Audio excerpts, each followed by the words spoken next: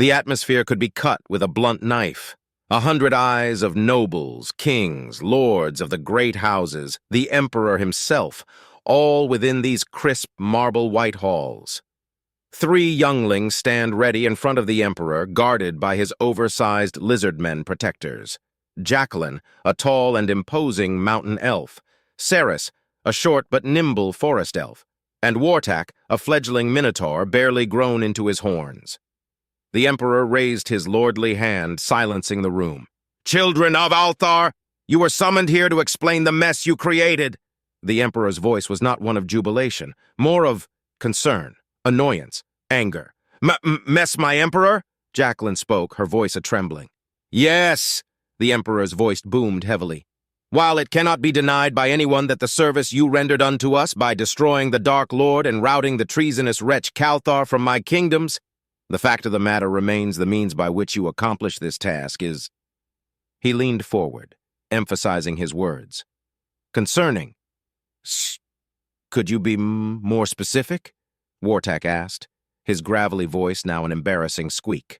"Assassinating an Imperial envoy at Wallwalker's Pass, to start." The emperor's voice echoed through the silent room. "We found an unholy script in his room at the inn we were staying at, my emperor. We knew it to be true he was a disciple of the Dark Lord. We followed, found more evidence. We silenced him according to your majesty's holy law." Sarah spoke up first, presenting a handkerchief with the unholy mark etched into it, sanctified by the holy order so it could not cause harm. The emperor took a deep breath, licking his lips. He spoke more with greater emphasis. "The destruction of the illusion watchtower at Rag's End? We came upon the tower already destroyed during our travels.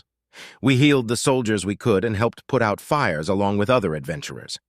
Martino the Brave was there as well, and he helped assist the guards in driving back the plague beast that was there." Jacqueline answered, her voice firm but respectful. The emperor squinted his eyes at the rather well-endowed elf girl. "And the Battle of Crow's Rest? The battle where an entire legion of Baron Harbinger's troops were slaughtered?" The trio shook in fear. Wartak spoke this time with more strength in his tone. "We were at that battle. It was a slaughter. The Dark Lord employed a death knight to destroy the town of Redhall. Master Martino the Brave and Baron Harbinger both lost their lives evacuating the town." Wartak bowed his head in sorrow. "It was just dumb luck. I panicked. I tried to draw my bow on a skeleton that came too close. It missed." Sarah said sheepishly and tried to turn away to look at something else to avoid the emperor's angry gaze. "Yeah, missed the skeleton knight and hit the death knight through his helmet, right through his left eye, the arrow coming out the back of his head. Soon as he was gone, the hordes just dropped. Can't get more dumb luck than that, really." Jacqueline chuckled a bit at the absurdity of the situation. The emperor cast his gaze upon Ceres. "The burning of Eldenor Forest? Enlighten me." Ceres seemed distracted and failed to answer. She had her head tilted to the side and her mouth agape. Jacqueline answered for her.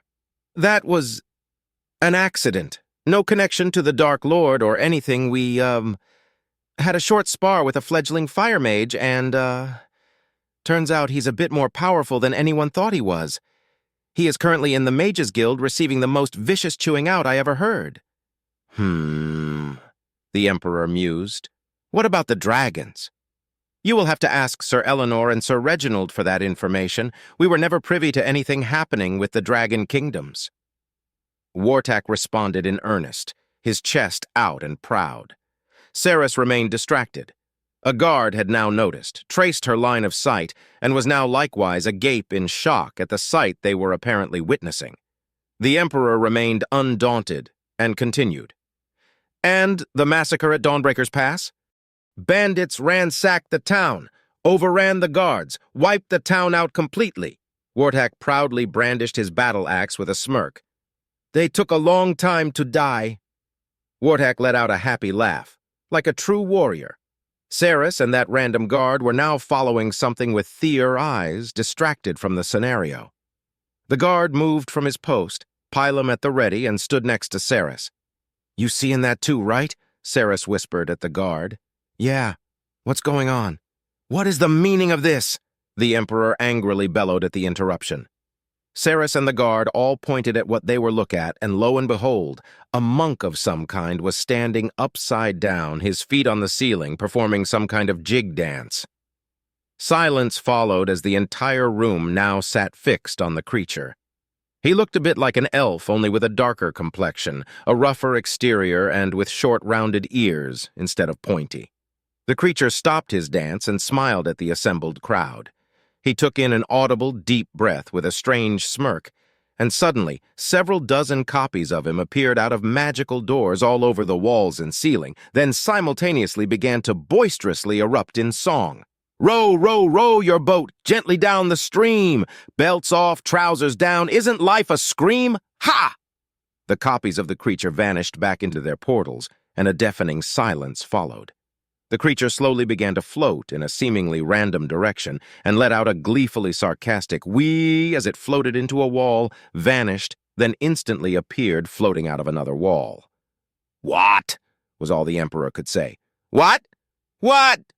What's up with you, den governor? You lot want to fight? I'll break your reliquary, your scrouter. I'll slap your smeg, I swear on me, mum." The rudeness was apparent, but the Emperor seemed besides himself. The creature dropped his combat stance and began to laugh his way into another wall, appearing from the ceiling again. The creature floated softly from the ceiling and waited patiently a few feet above everyone's heads, as if patiently waiting for something to happen. "Pardon me, but who or what are you?" the guard by Saris asked, albeit far too politely for the circumstances. "Right, sorry, I was having way too much fun with that. Silly me." He cleared his throat loudly. A sudden burst of holy divine light erupted from his form, massive wings from back of brilliant gold and silver now proudly flapping in the wind, and a holy aura of divine greatness emanated from him as his brown monk robe vanished and replaced with sparkling golden armor. "Bow before me, for I am Lord and stuff." The brilliant show didn't last long, and the diving being returned to the monk-clothed state. Then, as if nothing happened, resumed randomly, floating off in a direction as if he had not a care in the universe. The Emperor himself now spoke. "Pardon me, but may I ask some questions?" The creature suddenly appeared in front of the Emperor, sitting proudly upon a golden hare. "Sure, why not? Speak, hold, decorum, my boy, decorum. Just because you are in the presence of a laid-back god doesn't mean we can forget our manners. I am Emperor Juib Sardanus VII, High Lord of the Altharian Kingdoms. Pleasure to meet you. The name's Fred. I was human. Now I, God." He responded in kind and shook the Emperor's hand. The Emperor looked at his arm after the firm handshake and was taken aback at the sight of his 800-year-old careworn arm. Now looked like it was when he was but a lad. "Oh my, how, why?" It was the Emperor's turn to be sheepish. I'll cut the story short. See, there were these dudes called humans, right? They fought, they bled, they were born, they existed, they died. Then they left their home planet and went into the stars to colonize the galaxy, like. Then, after a couple thousand years, discovered the secrets of the universe, sometimes through less than savory means, and ascended into godhood to create and lord over their own custom-made planes of existence. I am one of those humans that did the whole ascending to godhood thing. Pleasure to meet you." He siad and tipped the glass he was now suddenly holding in greeting. "Well, so, you created us?" "Nope. I'm just here, 'cause my own created universe ran its course. So I'm wandering around universe to universe. I like stories. Universes tell many stories. And there are many, many, many universes and planes of existence. Doesn't matter where I go, I still have dev hacks. So, anything you need?" he asked rather nonchalantly. Sarah spoke up suddenly. "We lost our two greatest warriors in a battle. Can you bring them back?" "Sure, Thanos go snap," he yelled out, snapping his fingers. Martino the Brave and Baron Harbinger suddenly popped into existence and flopped to the floor. On regaining their composure, they looked confusedly around the room. "Done. Baron von Beefcake and his chum Chadboy the Stronk are back. A bit worse for wear from the whole roaming forever in eternity thing, but there they are. You are welcome," he said, and casually sipped his drink. The Emperor by this point was flabbergasted to oblivion, mouth agape, face pale and trapped in a petrified mid-gasp. Fred took the opportunity to look around and settle his gaze on Ceres. He reached out with a finger and gently tapped her on her tiny elven nose. Boop! What was that? Universal law, laws that even gods have to obey.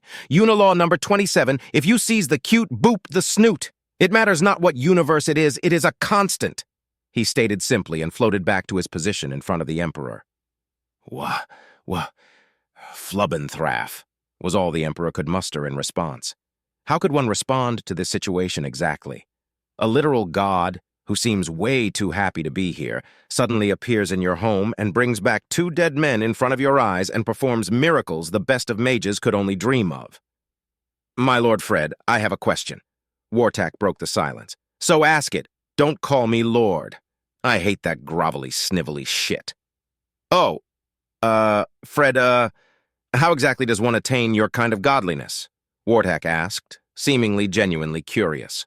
Oh, there's plenty of ways. Step 1, fix your planet. Step 2, leave your home planet. Step 3, spend a few thousand years building civilization across the galaxy. Step 4, try not to get yourselves killed within that time. Step 5, you have 6 options, which are as follows. Quantum entanglement cascade reaction inside of a micro-quasar caused by a matryoshka brain. Entry into the shroud, a dimension of nightmares and dreams where you are literally consumed by an all-encompassing power between universes. Uploading of oneself, one's people, or an entire species into a quantum computation network inside of a planetary computing complex, then get lost to the quantum foam of life. Attain supreme power in mastery of magic, and cast an emergence cascade ritual, and ascend into the ether with all magics. Refuse to die no matter how hard the universe tries to kill you, and figure out a way to break through the chaos matrix. Or do what I did. Ascend to divinity through hard work, discipline, meditation, knowledge, and contemplation. Oh, I didn't understand any of that, but... Thanks? Wartak responded with a sheepish grin. You will. Given time, patience, and a shot at the future, you will. The great filter comes to us all. Only the truly great will survive it, and only the truly masterful will overcome it. Any species that survives evolution survives subsequent attempts at extinction by various factors including disease, war, famine, or hardship passes the first 2 filters. Any species that leaves their home planet for more than a year passes the 3rd. Any species that establishes a presence on another world survives the 4th. The rest of this galaxy's occupants, or lack thereof, are your 5th and final filter, he said, smiling at us. First, however, I noticed something about you. Massively diverse. I count 17 distinct lineages here. But there is something that troubles you all. Something awful.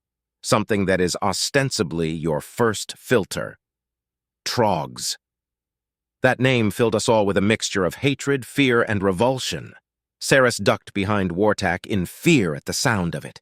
The room filled with a collective mixture of gasps, boos, and curse words. Indeed, worse than goblins, I dare say, at least the ones back in the day, so I have a bargain for you, and I shall rid the world of them. I shall be happy to pass for your sake the first filter if you do something for me, he said and stood on the floor in front of the Emperor. Name it. It is yours. The Emperor replied in turn. Slavery.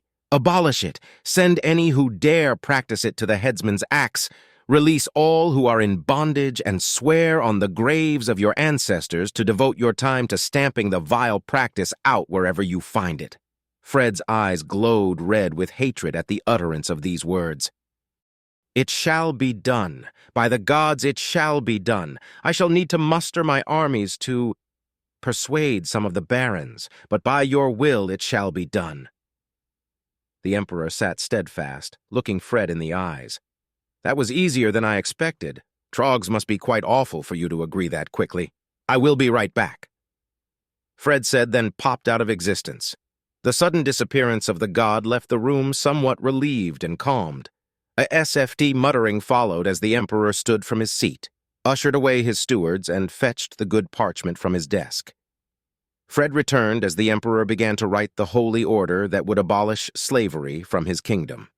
Fred stood a few feet above the air, effortlessly holding from its tail a nasty, awful, horrible, stinky, slimy trog. It got a whiff of an elf girl in the room and began to go mad, slobbering all over the floor with its repulsive breath. "So this is a trog, eh?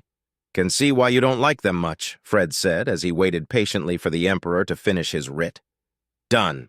It is a simple draft. I shall have to work to do it properly, but here it is." The Emperor presented the writ to Fred. Fred seemed satisfied. "Meh, it'll do. Now, let me see. Yes, here we go." He loudly cleared his throat. "Bully go splat!" Fred yelled aloud as he threw the fetid beast into the ground, splattering it into the floor in a shower of blood, guts, and filth. The remains of the beast disappeared into a portal, a swirling vortex of empty nothingness from which an abyss would cower.